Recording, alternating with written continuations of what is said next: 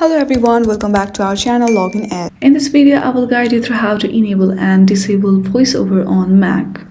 For that, first of all, tap on Apple logo which is on the top left corner of your screen.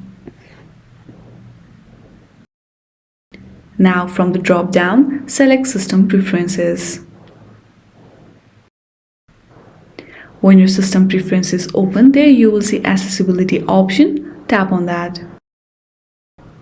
Then on the left nav bar, you will see VoiceOver option. Go through it. Select the Enable VoiceOver option available there. And select Use VoiceOver option. That was it.